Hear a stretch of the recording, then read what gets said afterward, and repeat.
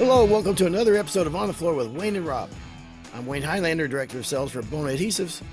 And I'm Rob Johnson from the Bona Training. How we doing, Rob? Pretty good. How you doing, buddy? I'm good. My voice is a little hoarse. I've been speaking over loudspeakers and concerts and noisy bars and the like for the last 4 days, so just kind of getting over that. So what a pair we're going to be. I got a wicked cold, and you probably hear me breathing. Once in a while, pop a cough drop in. So, yeah, you might as well just turn the show off right now, folks. Yeah. A lot of people like to start the show by saying how exciting it's going to be and all that kind of stuff, but not us. Nope. Why would we do that? Yeah. Yeah. I was at the NWFA last week, NWFA Expo in New Orleans, and I had such a phenomenal time. I mean, I really had an amazing time. It is an amazing city, and it has, most cities in America are pretty generic by now. You could drop you off in an airport and you wouldn't know where you were at. I mean, Minneapolis looks just like Columbus, looks like Indiana or Indianapolis, but the one place in America, New York is that way too, that it just has its own unique culture, its own whole different vibe, the music, the food, the people. I absolutely love New Orleans. I really truly do. I wish I had two lives to live, that I could do another one just living in New Orleans. But this is the Chroma show, right? Hey, listen, I want to start out making this about me. This was a touching little intro. Okay. Why'd you walk on it like that? Because I thought we were doing a Chroma show. I didn't know we were doing the NWFA wrap-up show. Okay, I'm getting to it. Oh, okay. Thank you. Perfect. At the NWFA show, Bona did a presentation on our new product that we're launching called Chroma. And I've been going to the NWFA. I've gone to at least 20 of them, probably more. And I have never in all them years seen a demo that had as much interest and as many people watching. I couldn't even get close to the panel to see what everybody was doing. There was so many people there. And this shows you this very unique product. And I think it's great timing for this to come out.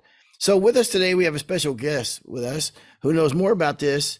And there's two people that are my go-to people with this product. Certainly Robby Smith, who we have on today, is one, and John Mace is the other. A lot of guys have a lot of knowledge about this, but Robert had a big hand in this product coming out, and it was many years of his life. But so what are you laughing at? You're laughing like a hyena. I know. Yeah. Well, I know this kid, and he used to work with me in training.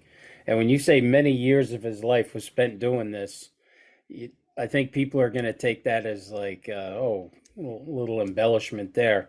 But no, we'll let Robbie tell everybody, I think. Why would you tell people I just embellish the truth would you say if a guy spent 4 years on this, it would be many years of his career or his life? No, hell yeah. Yeah. Yeah. No. Okay.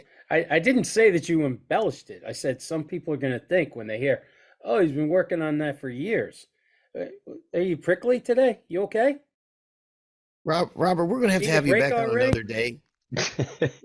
We thought this would be a good idea, but I guess we're too moody. I'm moody because of my throat hurts, and he's moody because he's just Rob Johnson. So maybe we'll just do this another day.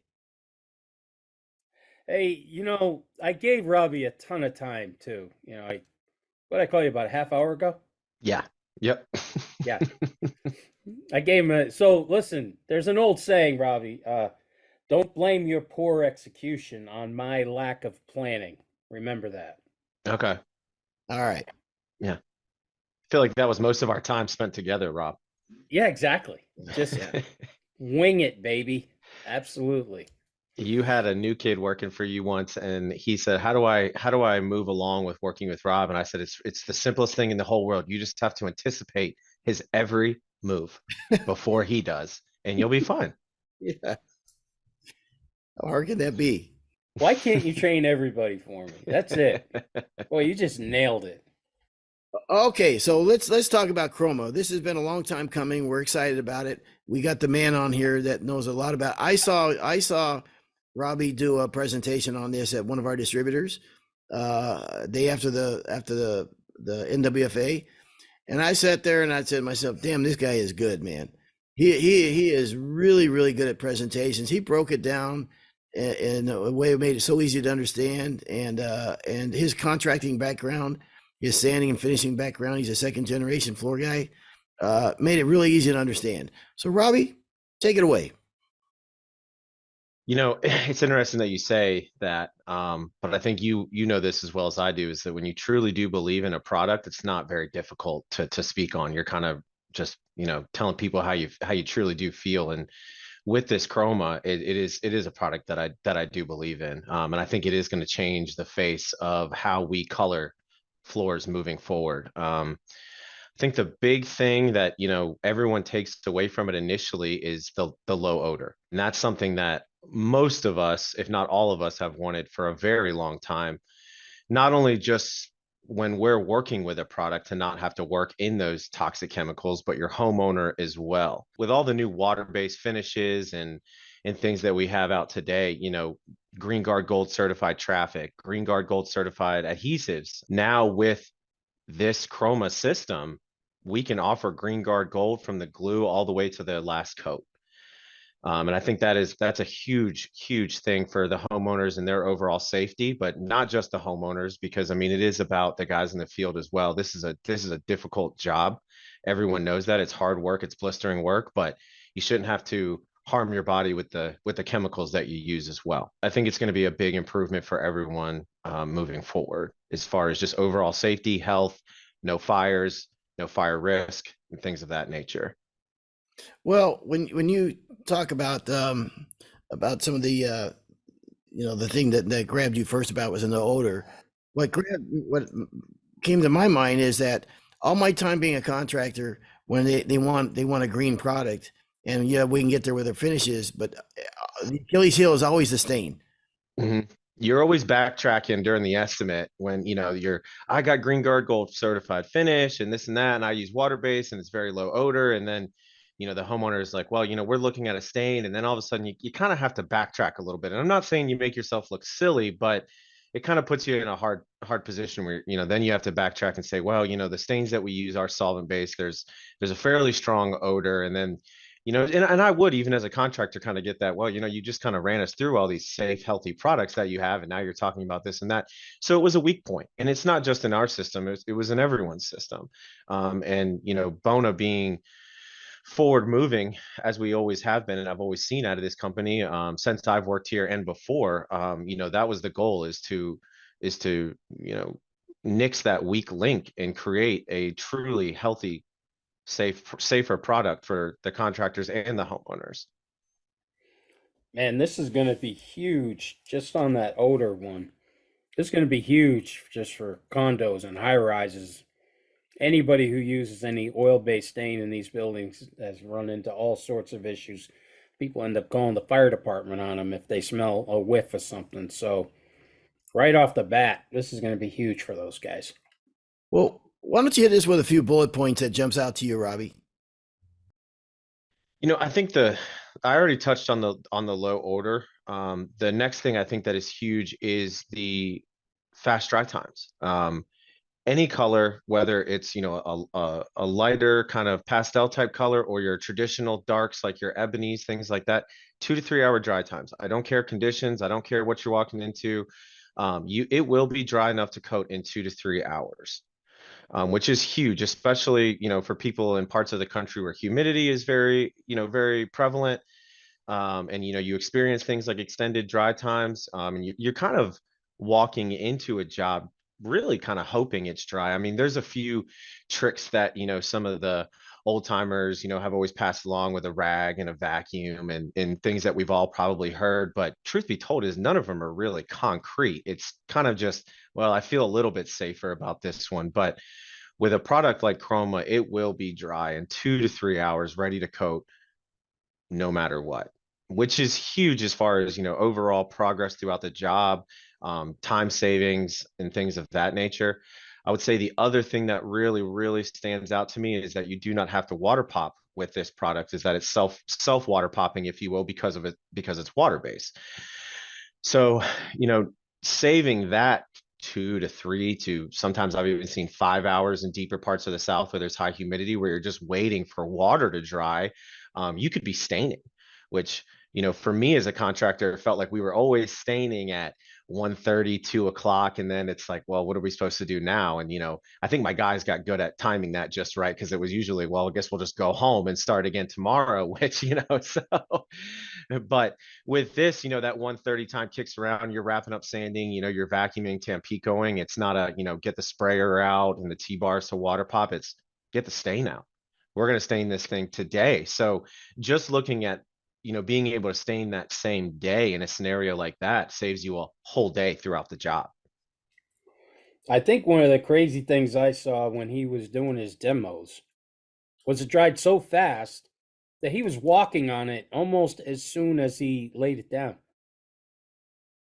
He was applying the stain while he was walking on the stain that he had just dried, that And he had just put down. that brings up a great bullet point that, when I think you heard me preaching on this at that demo I did on Friday, is typically when we're staining or coating a job, you've got a door, sometimes it's the front door, sometimes it's the back door, depending on, the layout of the house, but it's pretty much no matter what, we have got to figure out a way to work out of that door. And that can create some tricky layouts, things sitting for a long time, we've all seen that massive living room that splits into a hallway and it creates a 30-40 foot run, and it's tricky to get your way out.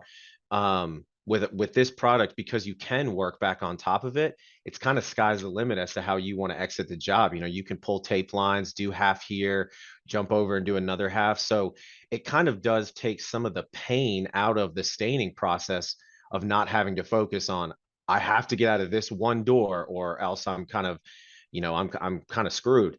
So it really does open up a lot of avenues as to approaching how you stain in a different way. Wayne, did you hear what he said? That I brought up a great point. Did you hear that? No, Yeah, I I didn't did. think you did. Yeah, But yeah, he no. did say, boy, Rob, you You really notice just how brought I up a look at the great guests. point. You know how I look. Notice how I look at the guests and I look at you. So I look for when it's a good time to talk, and you look down and you just start talking regardless of what anybody else is doing. I always felt that was my job on this show. Okay. No. You know how, like, when you were a kid and you're in the car and your parents are fighting and you're just kind of in the back seat, like, oh man, I don't know It's what to make of all uncomfortable. this. Hopefully this wraps up soon. It's kind of the feeling I'm getting currently. Sorry, sorry you have to witness this, Robbie. One of our distributors down there said something funny and kind of thought provoking too. He said, down here in New Orleans, when we buy wood, we get more for our money than everybody else. And it goes true for down in the South, like Florida. When they buy the wood, and they're probably getting 2 1/16 of an inch wood, and it's heavier than the guys that buy wood in Colorado, where it's humid, where it's there's no humidity and what have you, and the wood is drier. I thought that was pretty funny. But what that means is when I saw you, and I know, what did you say the dry time is before you can stain it? 2 to 3 hours. Okay. So, in the interest of time doing our demo, we didn't have Let's to. just back up a second. Oh my God. You guys keep saying 2 to 3 hours before you can stain it. It's 2 to 3 hours before you can put a sealer down. That's correct. Okay. All right. I'll start again.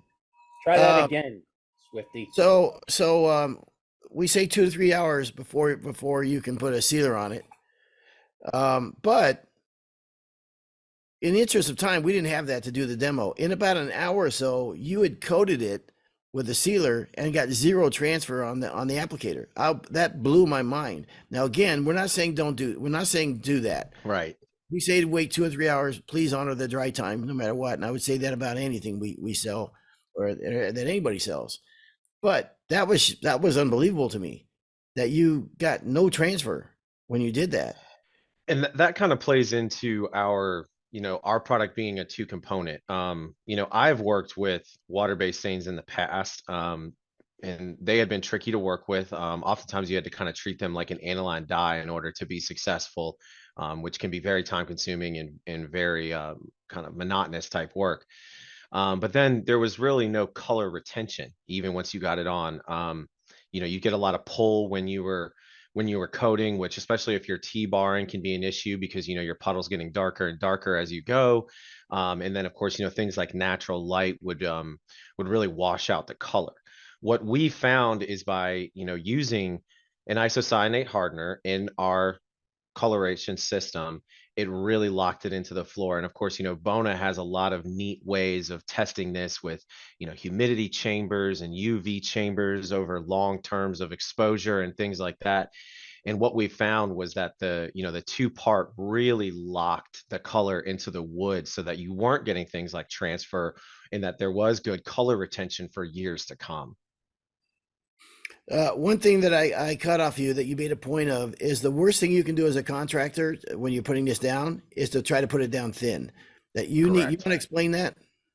So during the application, and if you haven't seen the application yet, I would, highly recommend going over to, either our YouTube or our Bona website and watching some of the videos because the application is a little bit different. It's not, I pour in a carpet pad and buff on.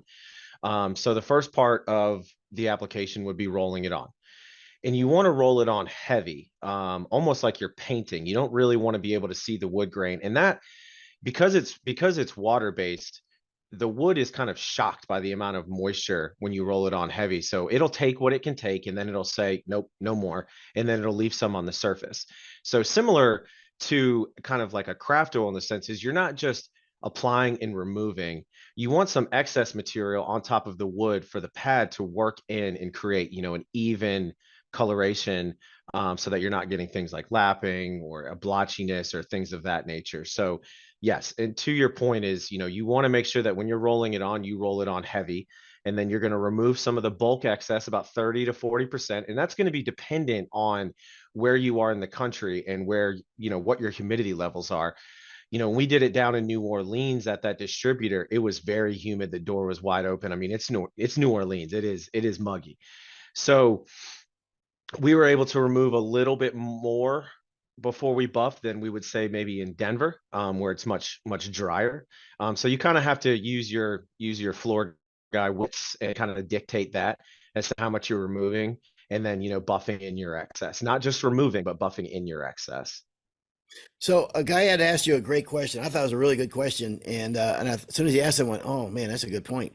He said, "Down here in New Orleans, we have a lot of gapped out floors, Mhm. and if you're putting on that heavy, are you concerned that it's gonna when you put the finish on, it's gonna bring it up, or like poly beads or that type of stuff?" So maybe you can respond to that. It's definitely not as much of a concern as your solvent-based materials because it's going to dry so much faster. Typically, when you're getting those poly beads or that spit back, it's the solvent-based staying down in the crack, trying to off-gas through that water-based finish. So you've got an oil-water situation going on there, which is not ideal for anyone. So even if you've got some material puddled up in the crack and you coat it, it's a lot more likely to dry because you're water on water and not water on solvent. Could you experience it? It's possible. I'm not saying that it wouldn't happen, but it's going to be a whole lot less likely. Especially if you rush it or you are in an area that has high humidity or you're in a home with, high humidity, things of that nature, but it's certainly going to be a lot less likely. I've probably seen it maybe two times in the 4 years that I've been working with the product. So I mean, it's pretty minimal. Um, So you also brought up a really good point that it's also a lot of it's a lot thinner viscosity, so it can work its way down there more and wet out more. Where right. a heavier product would kind of sit there and be more likely to and It's a bone. lot more likely to run underneath the boards, and fan itself out so that it can dry out better than a thicker, solvent with a high viscosity that's going to just sit in the crack with nowhere to go because of its thicker viscosity. As I was listening to you at the demo, I was also on the phone, and it had calls coming in and this, that, and the other. It's a remarkable how much I retained from what you told me, and able to do my other business at the same time. I think it's kind of one of those things where, it's new, it has a new application. And I think, there's always a little bit of nerve when you have a new application or learning something different. But It's truly not super complicated. It's really not. It's pretty cut and dry system. And you know, like everything, there's going to be a little bit of wiggle room. You know, every contractor likes to put their own little spin on it. I would highly recommend do your first job, you know, with the back label application, make sure that you're successful, get a feel for the product. And then if you want to put your own little, you know, kind of spin here and there on it, you know, you're welcome to try. But I will say that I've spent, and it's not just me, it's, you know, product management as a whole. I've spent a lot of time testing different things that you can and cannot do. So there's probably not too many things that you know, you're going to try to do that we haven't already thought of. Some were okay, some were not. So just again, I really can't. I really want to just reiterate that, you know, follow that back label application, make sure you're successful. And, you know, I would say probably pick a smaller job, you know, 500 to 1,000 square feet. Don't just kick off on 5,000 feet, get used to the product, get a feel for it. And then I think you're going to Thank you see, for saying that. Exactly. Start small. Absolutely. you know, don't pick 5,000 feet with the trickiest layout that you've ever seen, you know, to try a new product. You know, start with the kitchen remodel, or, you know, the 3-bedroom ranch that's, you know, 3 bedrooms, a hallway, and a living room, you know, four square rooms. You know, start small and work your way up. But I think if you, well, I don't think, I know that, you know, if you follow the back label application and do what we've recommended, you will be successful. Okay. Hey, Robbie, I'm going to give you a little heads up.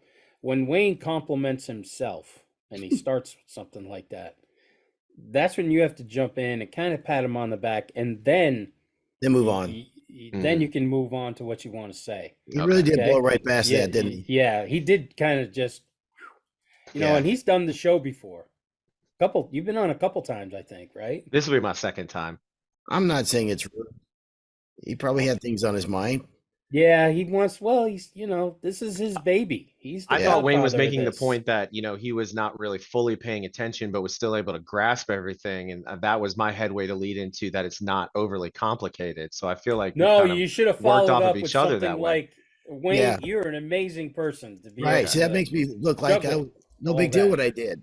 Right. Right. Okay. Sorry. I thought everyone was pretty, you know, aware that in this industry, Wayne is godlike. Wow. Yeah, but we have to keep reminding. We'll have to Okay. cut that out. Okay. That's It's not a that's one too and much over done. that's too much over the top, Robbie. It's So not a one and done. yeah. Okay. So let me see. Colors. Talk to us about the colors and maybe possible blends. Go. Currently, right now, we have 9 colors that fit pretty much across the spectrum from, you know, your whites, your grays, your lighter browns, your medium browns, and then your darker browns. We do have a color called spilt wine that somewhat resembles kind of a red mahogany type color. And then we also have clear. Clear wasn't really intended to be used as actual, you know, to be applied on its own. But what we did know is that we needed something to cut colors. So, you know, it's not uncommon for guys to, you know, take a like a dark walnut type color and cut it down some, so, you know, to accommodate a homeowner. And then also we have about, I think it's about 30 colors that me and one of the other guys in product management at the time worked on, kind of a cheat sheet. So if your homeowner comes to you and says, you know, hey, I want dry fast provincial, you guys you don't really have that necessarily already bottled, and I'll say, you know, here's your cheat sheet, you know, it's this color, and we broke it down very easily, you know, like a 4 to 1 to 1 or something like that. So, you know, you could easily measure it out in quart cups, and then just, you know, keep getting to, you know, however much product that you need. And that's about 30 colors, and it's not just Bona colors. I also did some other colors in popular stain brands. Very cool. You see how he didn't mention anybody? That's why you got to love this kid. You see how he did that? That was perfect. Yeah. Very Wayne nice. still doesn't know what you did. Well, I didn't know if you meant other people at Bona. What he said, me and product management. I would have said product management and myself, or product management and I, was improper English, but Robbie, Let's- remember, let's Wayne's not not get hung up. feeling well. let's not get hung up on. He's a little behind he's a little Okay. behind today. All right.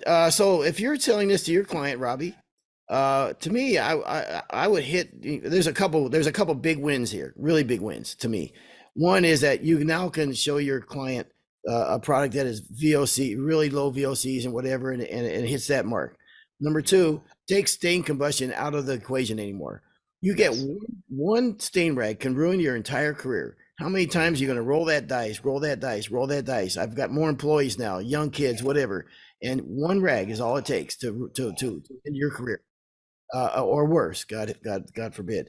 Number three, no water popping. Holy smokes, man! That there right alone is huge. So there's Yeah. three big reasons right there, I think, to give this a shot.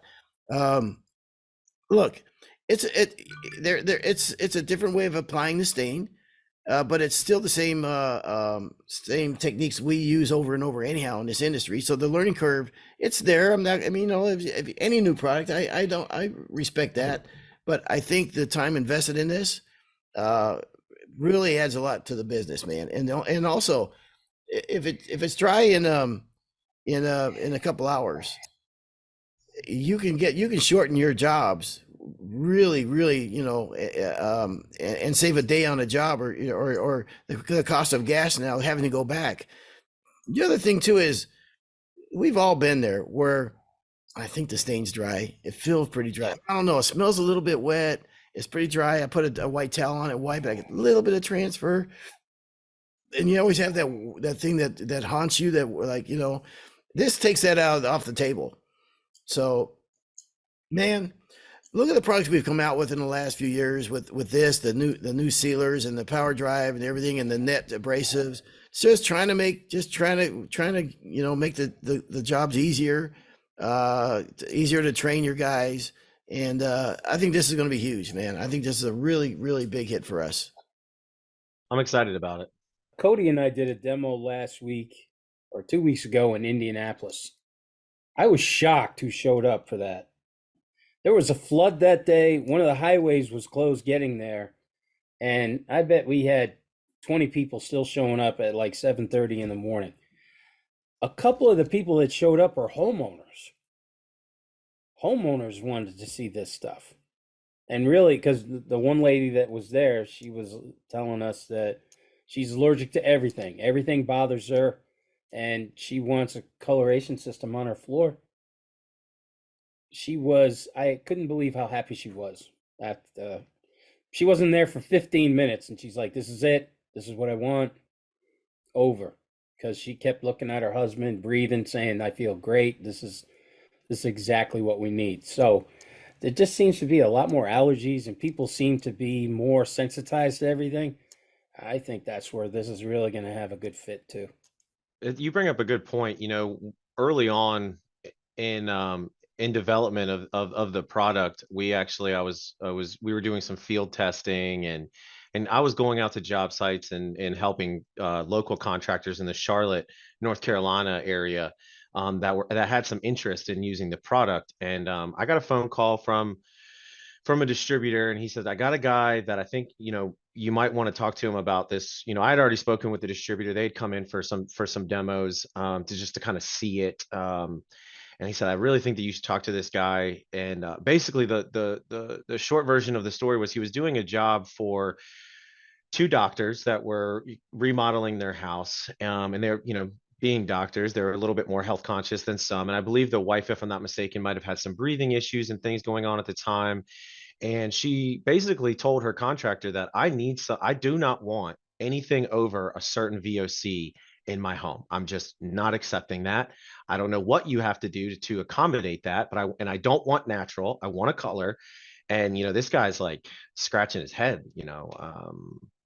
There was even some talk about maybe going the craft oil route with traffic on top. And then I was able to get in touch with him and pitched him on the product. I went out there, talked to the general contractor, talked to the flooring contractor, and they said, you know what, like she wanted provincials, so I showed them how we could mix it up, and the color was spot on for what she wanted. And these guys, it was 3,000 square feet. They had never seen this product before, never touched it, and we got that job done easy peasy in about 4 hours.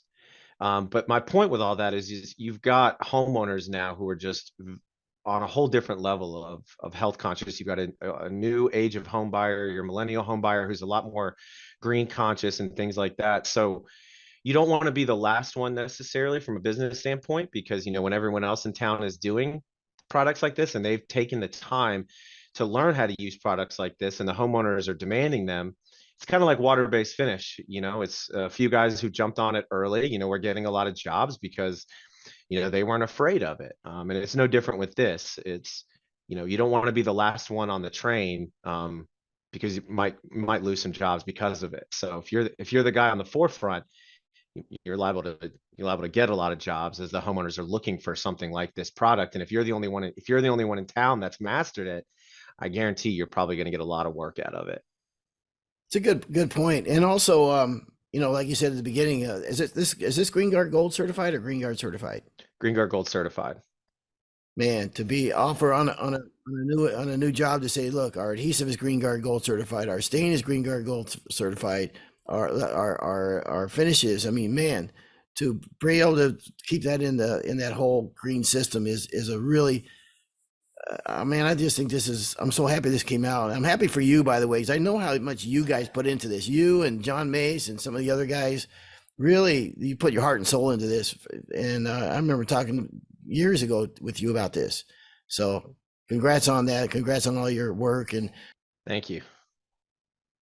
Yeah, I appreciate that. It's definitely a lot of blood, sweat, and tears into this one, and I mean, we're excited about it. We definitely are. I mean, and I think we've exhausted every avenue to try to make this as easy as we possibly can for, the people that, want to learn how to use this system.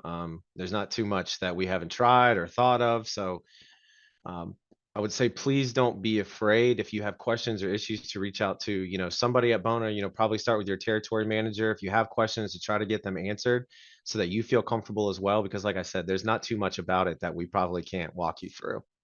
very We've cool. had a couple of meetings at training and with training in the TMs, and we know this is going to be huge this year, especially in the beginning of the year. Now that it's been launched nationally, so we're ready. We are definitely ready. TMs are ready to do it. We can't stress enough to reach out to your local TM, find out when he's doing some demos, and at the training centers or at distribution. So there's going to be a lot of commotion going on with this stuff. Robbie, talk a little bit about the repairing of this, especially during application when guys see something. How easy is it to repair? I got a comment from a contractor that really resonated with me because I think it was factual. As he was applying it, he had a situation where, and I think as contractors, we've all been here. You had the electrical vents and or sockets in the floor, and they always get missed. Somebody always walks, people walk over them 100 times and no one thinks to hand sand or scrape around them. And of course, he's right in the middle of, applying his chroma. And when he noticed it, and he goes, man, I just jumped right down there with like a piece of, 100 or 120 grit, whatever it was, sanded around it real quick, put some more stain back on it, and just kept on moving. And I think that that's huge because as we've all jumped to water popping floors and we've gotten used to that, one of the things that I don't think a lot of people talk about are the repairs on water popped floors. It can be a bear, trying to either sand with a rougher grit to try to get it to, blend back in, or, taping off boards, sanding them back out, re-water popping, then restaining. And there's a lot of people who are very good and get it pretty stinking close. But personally, in my opinion, I've felt like once you have to do a repair on a water pop floor, you can get it pretty darn good, but it's never 100%.